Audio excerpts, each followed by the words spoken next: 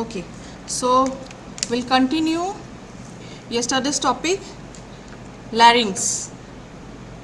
भी रिवाइज कर दे रही हो.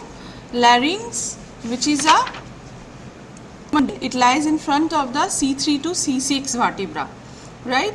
So size of the larynx in case of male. So what are the skeletal framework of the larynx? Larynx is made up of a cartilage, mainly cartilages, ligaments and membranes, mainly ligaments and membrane, mainly cartilages. Okay, so what are the cartilages present here?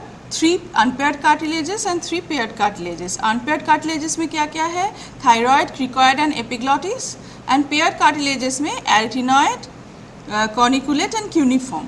Then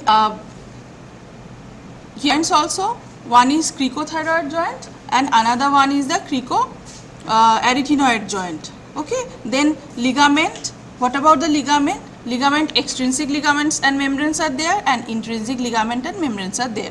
So for the extrinsic ligaments, thyrohyoid membrane ये है, फिर cricotracheal ligament. These are all, these 3 intrinsic ligament. What are the intrinsic ligament? Intrinsic ligament, that is a fibroelastic sheath of the larynx.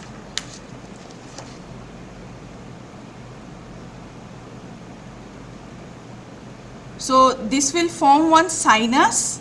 एक membrane type का fibroelastic sinus form होता है. So above the sinus we call, this is the part of quadrate membrane, and below the sinus this is known as the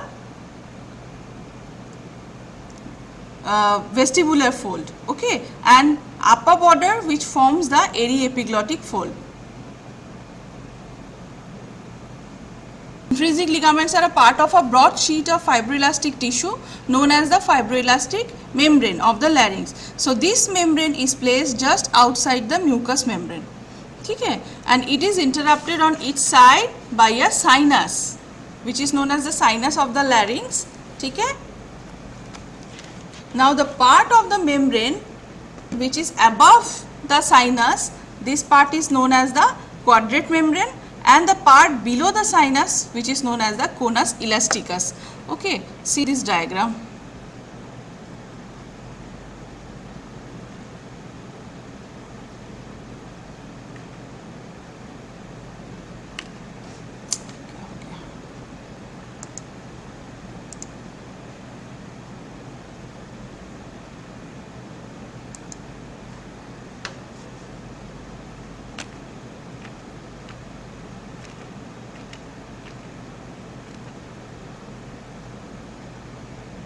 Okay, here a little we can see.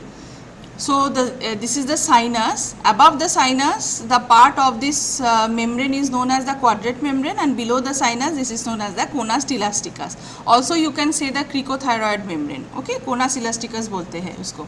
Now this quadrate membrane extends from the arytenoid cartilage to the epiglottis. दिख भी रहा है, ये arytenoid cartilage से epiglottis सामने तक उसका extension है.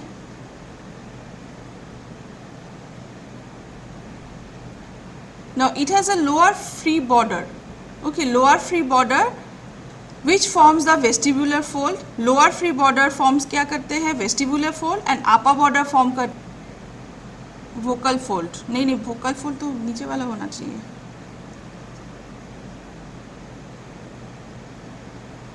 Upper border that forms the aryepiglottic.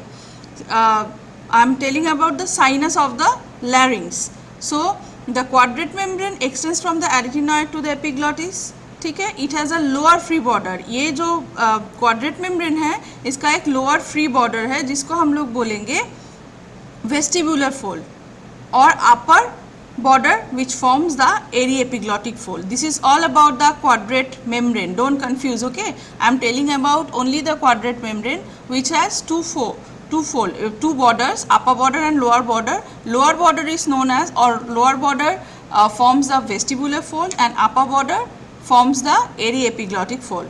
ठीक है. Now coming to the conus elasticus or cricovocal membrane, or you can say cricothyroid membrane. This is also known as cricovocal membrane. Okay, so that extends upward and medially, forms the arch of the cricoid cartilage. Cricoid cartilage जो है उसका arch form करते हैं, दिख भी रहा है यहाँ पे डायग्राम में, see this diagram. Okay, so extension क्या है, it extends upward and medially from the arch of the cricoid cartilage. The anterior part is thick and is known as the cricothyroid ligament. Anterior part थोड़ा थिक होता है जिसको हम लोग बोलते हैं cricothyroid. Upper free border of the conus elasticus form the vocal fold. जो अपर बॉर्डर है कोना स्टिलास्टिकस का, this is free and forms the vocal fold. Clear how the vestibular fold and vocal fold are formed? Vestibular fold is formed by the quadrate membrane. Quadrate membrane has two border, upper and lower border. So lower border forms the vestibular fold, upper border forms the arioepiglottic fold. This is about the quadrate membrane. Now coming to the conus elasticus. So conus elasticus also, this is very thick anteriorly and forms the cricothyroid ligament and upper free border which forms the vocal fold. Clear? Now coming to the cavity of the larynx, which is very important, many times comes as a short note. It is very important short note. ठीक है, cavity of the larynx. So cavity of the larynx में क्या है? We'll see the diagram first.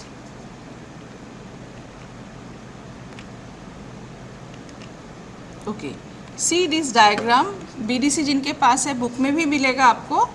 So the cavity of the larynx extends from the inlet of the larynx to the lower border of the cricoid cartilage. ठीक है, inlet of the larynx से लेके lower border of the cricoid cartilage, मतलब जहाँ से inlet मतलब जहाँ से larynx का inner structure, inner part start हो रहा है, inlet of the larynx से लेके up to the cricoid cartilage. ठीक है, lower border of the cricoid cartilage. Now the inlet of the larynx is placed obliquely. This is a little obliquely. ठीक है, It looks backward and upward and opens into the larynx. Forward है, backward भी है, and कहाँ पे opened होता है? Laryngopharynx में open होता है. Now the inlet is bounded anteriorly by the epiglottis. ठीक है, inlet anteriorly क्या होगा? inlet के epiglottis होगा. You just imagine, okay? So anteriorly will be the epiglottis. Larynx के inlet का बात कर रही हूँ मैं. Now posteriorly by the inter-arytenoid fold of mucus epiglottic fold, okay, and on by each side by the ariepiglottic fold. अब BDC में एक डायग्राम है, वो देखोगे तो एकदम क्लियर हो जाएगा. Both side ariepiglottic fold, anteriorly you can see the epiglottis and posteriorly interarytenoid fold. So there will be the inlet of the larynx. ठीक है. Now within the cavity of the larynx there are two folds of mucous membrane on each side. दोनों side में हम लोग mucous membrane का folding देखेंगे. The upper fold is the vestibular fold जो मैंने बोला, which is forming by the quadrate membrane, and is known the vocal fold, which is made up of or which is formed by the conus elasticus. ठीक है, clear? Again I am repeating, within the cavity of the larynx there are two folds. Okay, can you understand?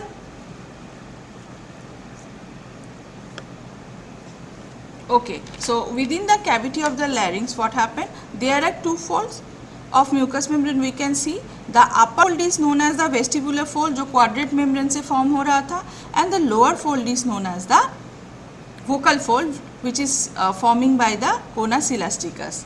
ठीक है, अब आ जाओ the space between the right and left vestibular fold. Right side में भी एक वेस्टिबुलर फोल्ड होगा, left side में भी एक वेस्टिबुलर फोल्ड होगा. So the space between the right and left vestibular fold is known as the rima vestibuli. Rima vestibuli और rima vestibuli जो भी बोलोगे.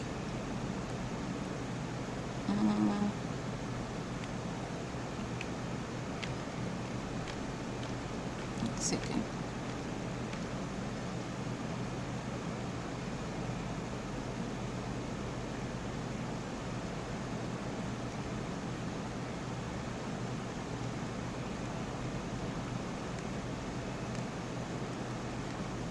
BDC में एक डायग्राम है, उसको अच्छे से देख लेना. तो रीमा वेस्टिबुलाई, यहाँ पे वेस्टिबुलर फोल्ड और vocal fold we can see in this diagram. ये जो आप पीपीटी में शो हो रहा है यहाँ पे दिख रहा है vestibular fold and vocal fold. So the space between, you just imagine from here, the space between right and left vestibular fold, this area is known as the rima vestibuli. ठीक है, and the space between the two vocal folds, that is rima glottidis. Okay, ये दोनों right side and left side के Reema vocal fold के बीच में जो space है which is known as the rima glottidis, and vestibular fold के बीच में जो स्पेस है which is known as the rima vestibuli. Now the vocal fold is attached anteriorly to the middle of the angle of thyroid as posterior aspect and posteriorly to the vocal process of the arytenoid cartilage. Now the rima glottidis is limited posteriorly by an intra-arytenoid fold of mucous membrane. Now the rima, therefore, rima glottidis क्या है? Therefore has an anterior membranous part and a posterior intercartilaginous part. ठीक है, the rima is the narrowest part of the larynx. Rima narrowest है, थोड़ा सा ये diagram में भी देख के समझ में आ रहा है. Rima is the narrowest part of the larynx. It is longer in males than the females. Male में जनरली 23 मिलीमीटर होता है रीमा ग्लॉटिडिस. ठीक है, ये लॉन्गर है मेल में than the female. Now the vestibular and vocal folds divide the cavity of the larynx into 3 parts. यहाँ पे ये see this diagram, पूरे cavity of the larynx को 3 पार्ट में डिवाइड कर रहा है. Okay, the part above the vestibular fold, vestibular fold के ऊपर वाला जो पार्ट है, okay, so this is called the vestibule of the larynx. हाँ, listen carefully. Listen carefully. The part above the vestibular fold, this is called as a vestibule of the larynx. The part between the vestibular fold and the vocal fold, which is known as the ventricle of the larynx. vocal fold और vestibular fold के बीच वाला जो part है उसको हम लोग बोलेंगे ventricle of the larynx, and the part below the vocal fold is called the infraglottic fold or infraglottic part of the infraglottis part of the larynx. ये और ऊपर वाला जो जिस पार्ट को हम लोग वेस्टिब्यूल बोल रहे थे, this is also known as the supraglottis part. ठीक है, सुप्राग्लॉटिक पार्ट भी उसको बोलते हैं, और जो वेंट्रिकल है उसको ग्लॉटिस भी बोलते हैं, और इंफ्राग्लॉटिक पार्ट को तो इंफ्राग्लॉटिक ही बोलते हैं. Okay, clear? So this vocal fold and vestibular fold divides the inlet of the or larynx into 3 parts. So above the vestibule, this part known as the vestibule of the larynx. Also you can say the supraglottis part, and the space between the vocal fold and vestibular fold, this part is known as the ventricle of the larynx. Also you can say the glottis, and below vocal fold this area is known as the infraglottic part of the larynx or infraglottis. Clear? Now coming to the sinus or of Morgagni or ventricle of the larynx is narrow. Sinus of Morgagni और ventricle of the larynx, जो ventricular part है, मतलब the space between the vestibular fold and the vocal fold, उसको हम लोग क्या बोल रहे हैं? sinus of Morgagni. Or ventricle of the larynx is a narrow fusiform cleft between the vestibular and the vocal fold. Now the anterior part of the sinus is prolonged upwards as a diverticulum between the vestibular fold and the lamina of the thyroid cartilage. Now this extension is known as the saccule of the larynx. तो क्या हुआ?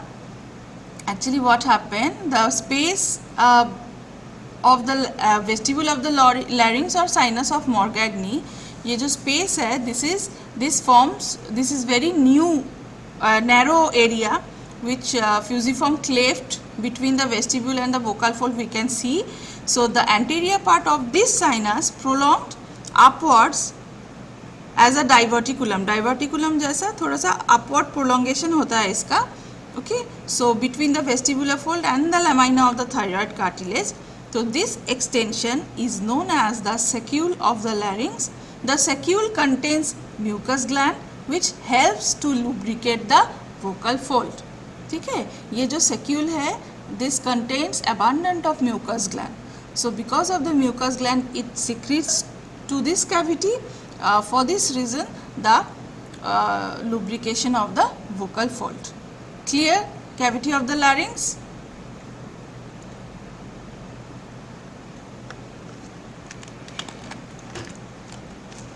Now coming to the muscles of the larynx.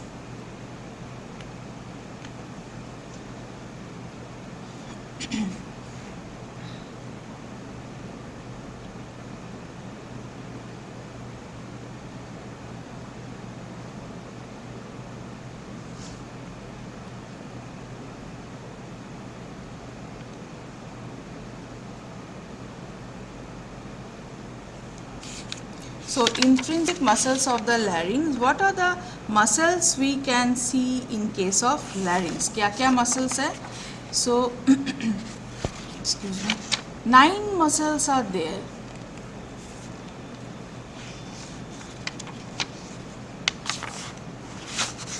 Actually, okay. So first will be the cricothyroid muscle. Okay, cricothyroid muscle.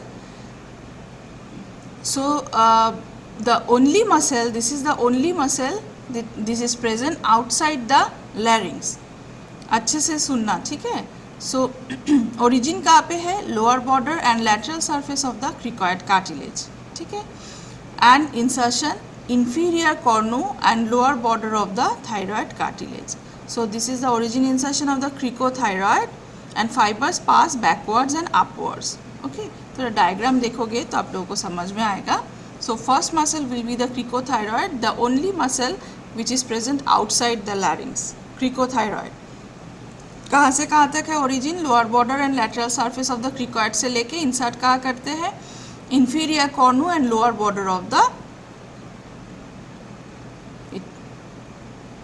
it is called the tuning fork or of larynx. It is known as the tuning fork of the larynx. ठीक है.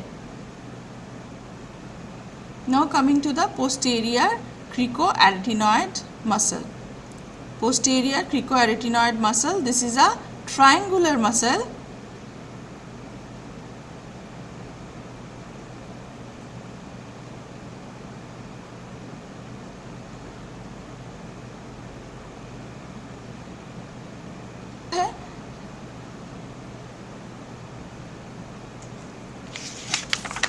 अच्छा, movements मैं बाद में बोलती हूँ. Okay, movements of the vocal fold, how the movements occurs, मैं ये बाद में बोल रही हूँ. Okay, now see only listen the insertion origin और what are the muscle present in the larynx. Intrinsic muscle cricothyroid हो गया. Next muscle is the posterior arytenoid muscle. So this muscle is triangular muscle. This muscle is triangular muscle. Actually cricothyroid the tensor of vocal fold, मतलब vocal fold का tensor के हिसाब से ये काम करता है. cricothyroid tensor of the vocal folds, ठीक है. Now posterior arytenoid, this is the abductor of vocal cords. Posterior arytenoid is abductor of the vocal cords, ठीक है. तो ओरिजिन कहाँ पे? Effect of the muscular process of arytenoid, वहाँ पे जाके ये इंसर्ट हो जाता है. And this fibers upwards and laterally. Cricothyroid जा रहा था backwards and upwards. Okay, so this will go the upwards and laterally. Posterior arytenoid muscle. The third muscle will be the lateral cricoarytenoid muscle. Lateral cricoarytenoid muscle. So origin wise, this lateral cricoarytenoid muscle, lateral part of the upper border of arch of cricoid cartilage, and where it is inserted muscular process of the arytenoid, ठीक है. And this fibers also going upwards and backwards. So what is the function of this muscle? Lateral cricoarytenoid. Lateral cricoarytenoid is the adductor of the vocal cords. This is the adductor of the vocal cords. Now the fourth muscle is the transverse arytenoid muscle. This muscle transverse arytenoid. This origin wise, this is originated from the posterior surface of one arytenoid, and it is inserted into the posterior surface of the another arytenoid. Clear? and this muscle is totally transverse. The fibers is going transversely. So that is why it is known as the transverse arytenoid muscle. So the transverse arytenoid muscle का भी function वही of the vocal cords. Okay. Now next is the oblique arytenoid muscle and the aryepiglottic muscle. Oblique, okay. So oblique arytenoid, it is originated from the muscular process of one arytenoid again, and it is inserted into the apex of the other arytenoid. Some fibers are aryepiglottic muscle to the edge of the epiglottis. ठीक है, clear हुआ? What happened? Oblique originated from the muscular process of one arytenoid and कहाँ पे जाके insert होता है? Apex of the other arytenoid. But some fibers of this oblique arytenoid क्या करते हैं? This is continuous as a aryepiglottic muscle. Okay, generally the larynx has 6 intrinsic muscle, but ये यहाँ पे हम लोगों को 9 कैसे हो रहा है? This oblique arytenoid will form the aryepiglotticus muscle up to the edge of the epiglottis. So it will form the some fibers of this oblique arytenoid. Yes, aryepiglottic are continuation of the oblique arytenoid, but it has a separate name which is known as the aryepiglottic muscle, or you can say the aryepiglotticus. Clear? Now the next is function wise, this oblique arytenoids also is the adductor of the vocal cords, but aryepiglotticus that helps closing the inlet of the larynx. ये जो aryepiglottic muscle है, it helps closing of the larynx. ठीक है. Now next is the thyroarytenoid muscle. So thyroarytenoid muscle, origin wise it is originated thyroid angle and adjacent cricothyroid ligament, and where it is inserted, it is inserted into the anterolateral surface of the arytenoid cartilage. Now again some of the upper fibers of the thyroarytenoid curve upwards, वो upwardly थोड़ा सा curve होता है into the aryepiglottic fold जहाँ पे है वहाँ पे. So to reach the edge of the epiglottis, this is also is going to the edge of the epiglottis. So these fibers are known as the thyroepiglottic muscle. Clear? Again I am repeating, the anterolateral surface of the thyroarytenoid is originating from the thyroid angle and the adjacent cricothyroid ligament, and where it is going backwards and upwards and inserted into the anterolateral surface of the arytenoid cartilage. Now some of the upper fibers of the thyroarytenoid that curves upwards into the aryepiglottic fold and reach up to the edge of the epiglottis. So these fibers are known as the thyroepiglottic. Now function wise, the thyroarytenoid is relaxer of the vocal cord. Thyroarytenoid vocal cord को relax करने में help करते हैं, but the thyroepiglottic helps opening of inlet of the larynx. Aryepiglotticus closing inlet of larynx को close करने में help कर रहा था.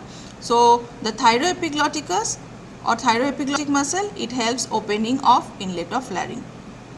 ठीक है, ये हो गया. The last muscle is the vocalis muscle. ठीक है. So the vocalis muscle, actually what happened, it is originating from the vocal process of the arytenoid cartilage that pass forward and inserted into the vocal ligament and thyroid angle. Vocal ligament और thyroid angle में insert हो जाता है. But what happened, actually anterolateral surface of the arytenoid cartilage में वो thyroarytenoid insert हो रहा. What happens, that projects into the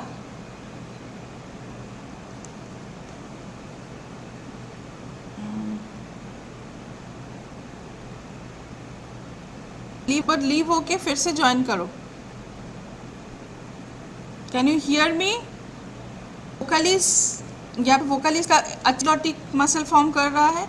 वोकलिस का प्रोसेस ऑफ द एरिटिनॉइड से ओरिजिन होके vocal ligament and thyroid angle में जाके इंसर्ट हो जा रहा है. anterolateral surface of the arytenoid cartilage वहाँ पे insert हो जा रहा है. Now, so generally the fibers are coming out for the thyroarytenoid only. Okay, but this fibers is coming out from the vocal process of the arytenoid cartilage and up to where it is going or where it is this is the thyroarytenoid muscle only. Okay, clear हुआ intrinsic muscles of the larynx.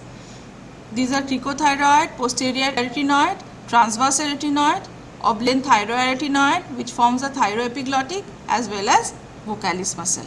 Clear everyone about the muscle?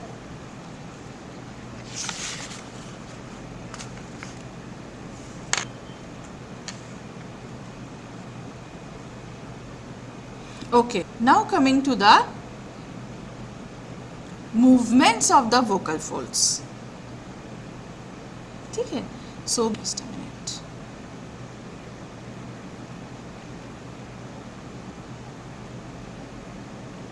Here we can see the muscular orientation. See, first will be our cricothyroid.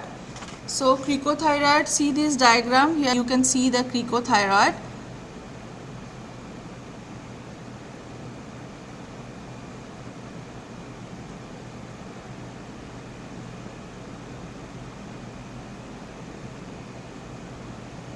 Then thyroid,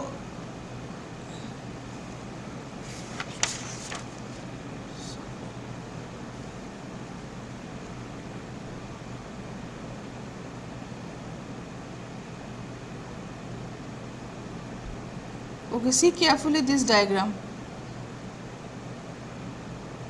Posterior cricoarytenoid you can see here in cricoarytenoid. Also you can see diagram B as well as diagram A, कैसे इसका orientation है. Then transverse arytenoid,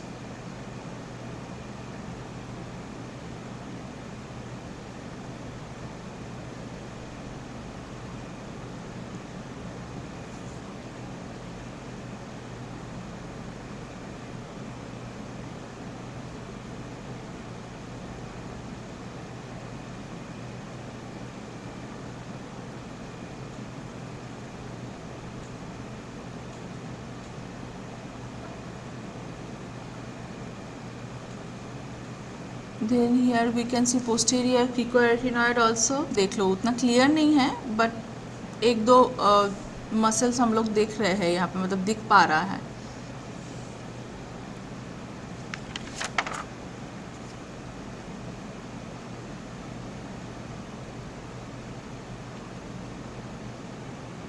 Now coming to the movements of the vocal folds.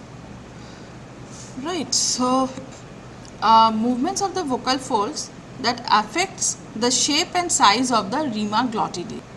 Rima glottidis कौन सा है, क्या बोली थी मैं, which is present in between the vocal fold. Vocal folds के बीच में जो space है, so this part is known as the rima glottidis.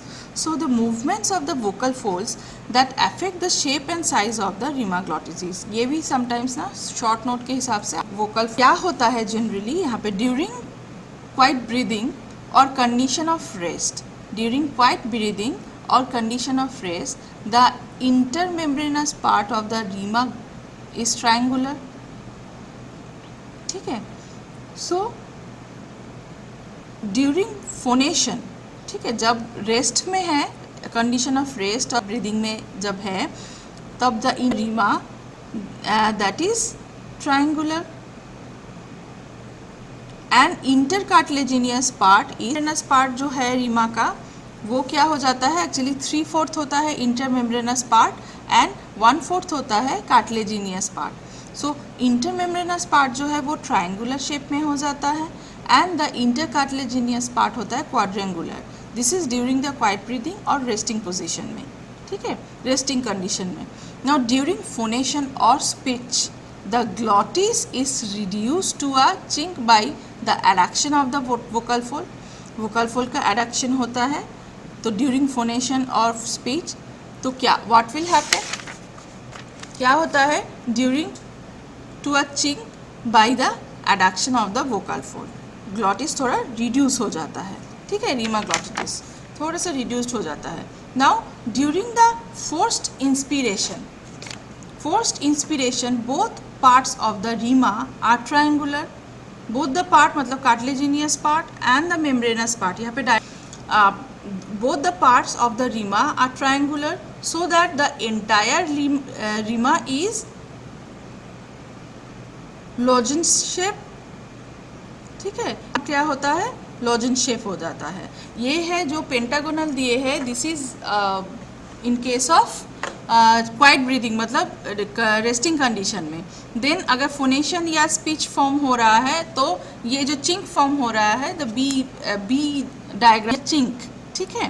Then during forced inspiration the parts of the rima मतलब both the parts of the rima are triangular. यहाँ पे जो diamond shape का बोल रहे हैं ये लिटिल डायमंड शेप में हो जाता है. The vocal fold are fully abducted, vocal fold totally abduct हो जाता है. नाउ ड्यूरिंग विस्पेरिंग पोजिशन में क्या होगा, the intermembranous part of the rima glottidis is closed, वो क्लोज्ड हो जाएगा, but the intercartilaginous part is wide open. तो it is looking like a funnel.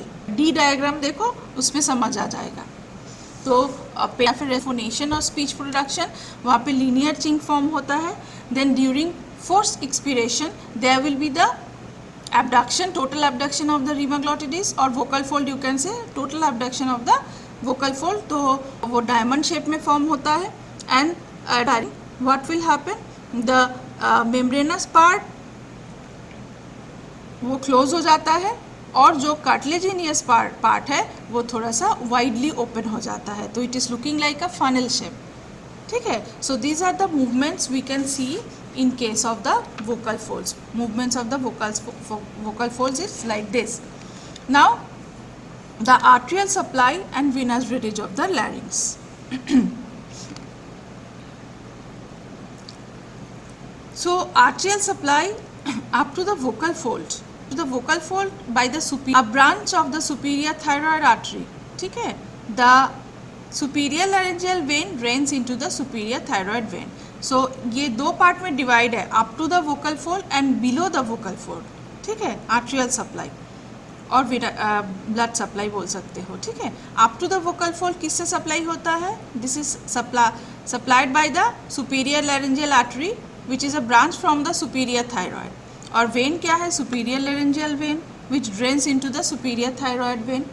and below the vocal fold this part of the larynx is supplied by the inferior laryngeal artery which is a branch from the inferior thyroid artery, and the inferior laryngeal vein which drains into the inferior thyroid vein.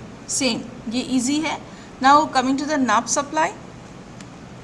so nerve supply generally motor nerves and sensory nerve में divide. Motor nerves क्या है, recurrent laryngeal nerves that supplies posterior cricoarytenoid, lateral cricoarytenoid, transverse and oblique arytenoid, aryepiglotticus, thyroarytenoid, thyroepiglottic muscle. thus it supplies all intrinsic muscle except the cricothyroid. Motor nerve recurrent laryngeal सबको supply करता है accept the cricothyroid, ठीक है. Now sensory, the internal laryngeal nerve that supplies the mucus, the recurrent laryngeal nerve that supplies it below the level of the vocal fold. So these are the sensory supply.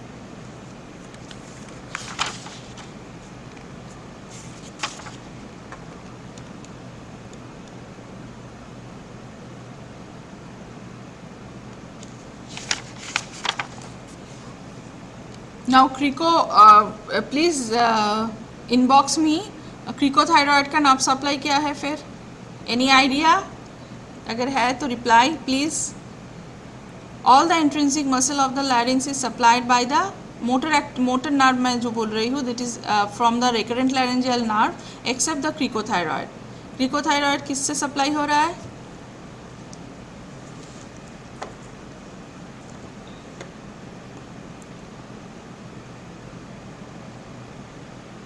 yes, external laryngeal.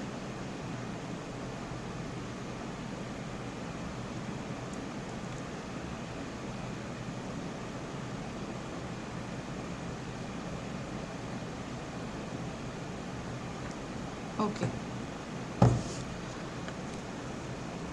Now lymphatic drainage. The lymphatics from the part above the vocal fold drains along the superior thyroid vessels to the anterosuperior group of the deep cervical node, and those from the part below the vocal fold which drains to the posterior inferior group of them drain through the prelaryngeal nodes. इतना lymphatic तो important नहीं है. Now little mechanism of speech.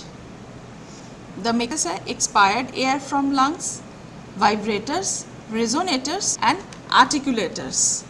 तो expired air में क्या होता है? As the air is forced out of the lungs से आता है, and larynx से भी. So what will happen? It produces voice. Loudness or intensity of the voice depends on the force of expiration of the air. So loudness और intensity जो है voice का वो depend होता है the force of the expiration air. कितना force से आप air को expire कर रहे हो उसमें depend होता है. So this is about the mechanism of the speech. So that involves 4 processes. One is your expired air from the lungs, then vibrators. Vibrators से क्या होता है? The vibration of the vocal cord rate of the vibration of the vocal fold, जो pitch है, pitch of the voice. Now vowels are produced in the larynx. Vibrators के through ही vowels produce होता है larynx में, ठीक है. Now next is the resonators. So resonators क्या करते हैं? The column of the air between vocal cords and nose और vocal cords के बीच में जो column है and the lips that acts as a resonator. resonator का काम करता है. One can make quality of sound depends on resonators. Actually quality of the sound. Now one can make out change of quality of voice even on the telephone. मतलब voice का quality आप change कर सकते हो because of the resonator. So resonator कैसे काम करता है? The column of the air between vocal cords, nose and the lips, that is act as a, वो जो column form हो रहा है that is act as a resonator. So quality of the sound that depends on the resonator. Now the last is the articulators. So articulators क्या है? These are formed palate. Articulators form होता है palate से. Now tongue and lips also including in this. So these are formed by palate, tongue, teeth and lips. These narrow and stop the exhale by the intrinsic muscle of the tongue. Consonants produced by the lips are, जो lips से form होता है, that is B, P, M, पा, फा, ब, भ, प, फ, ब, भ, म भी. By labiodental है त, थ, द, ध, न, और palatal से होता है क, ख, ग, घ. ठीक है. So these are the mechanism of speech. So this is these 4 important processes are there for your speech production, that is expired air from the lungs, vibrators, resonators and articulators. So have you understood everyone? इतना तक clear है? Then I'll start the applied part. सबको समझ में आ गया? Okay. So we'll start little clinical.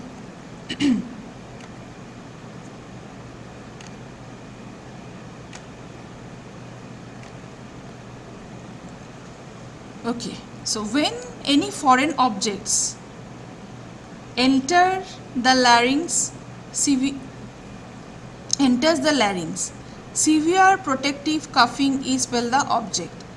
However, the laryngeal nerve that produces anesthesia of the mucous membrane, internal laryngeal nerve अगर damage हो जाए, so that produces anesthesia on the mucous membrane in the supraglottic part of the larynx, breaking the reflex arc so that foreign bodies can rapidly enter it. Reflex part को break कर देंगे तो foreign body rapidly enter हो जाता है. Now damage to the external laryngeal nerve. What will happen? Causes some weakness of the phonation due to loss of tightening effect of the cricothyroid on the vocal cord. Cricothyroid is supplied by the external laryngeal. So cricothyroid action wise क्या करते हैं? Cricothyroid excuse me this is a tensor of the vocal fold. Cricothyroid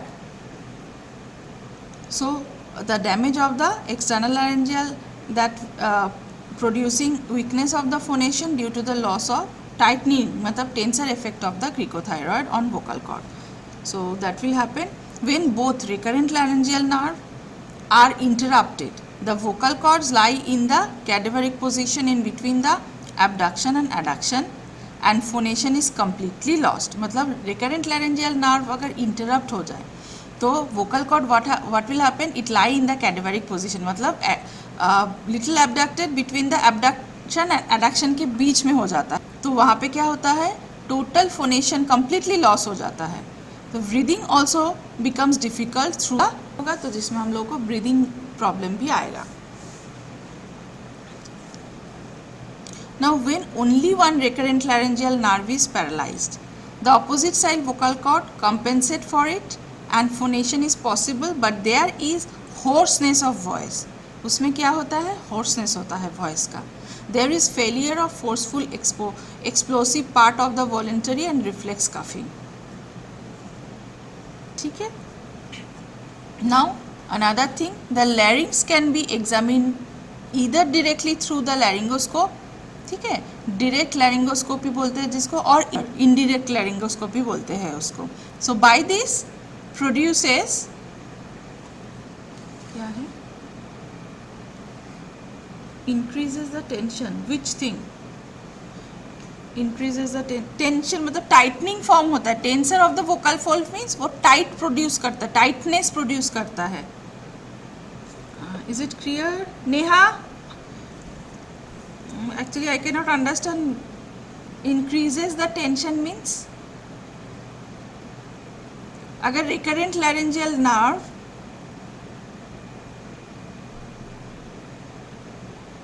हाँ okay हाँ yes right okay ठीक है. So again I am repeating, the larynx can be examined by directly laryngoscope, that is known as the direct laryngoscopy, or indirectly through the laryngeal mirror, उससे भी. So by this procedure one can inspect the base of the tongue also, the vallecule also, the epiglottis, the aryepiglottic fold, the piriformis fossa, the vestibular fold and the vocal folds also. ठीक है, ये सब हम लोग देख पाएंगे. Now since the larynx or glottis is the narrowest part of the respiratory passage, so foreign bodies are usually lodged here.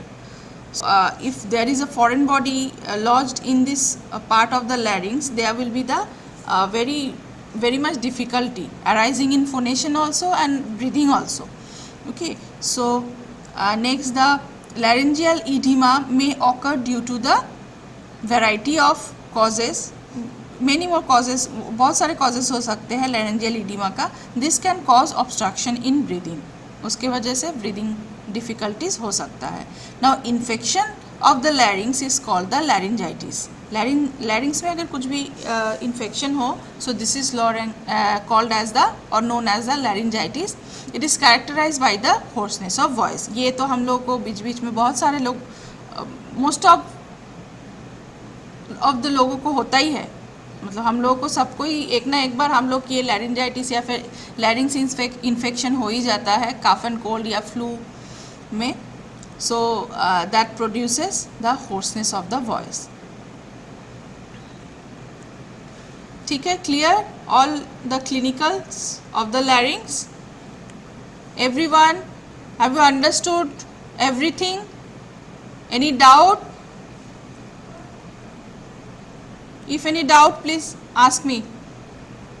पूरा से फॉर्म होता है, क्या क्या कार्टिलेजेस है, क्या क्या मेम्ब्रेन है, म्यूकस मेम्ब्रेन क्या है, what are the important things है, वोकल फोल्ड वेस्टिबुलर फोल्ड का फंक्शन क्या है, then movements of the vocal folds of speech and clinical everything. Okay, thank you so much. So larynx are finished.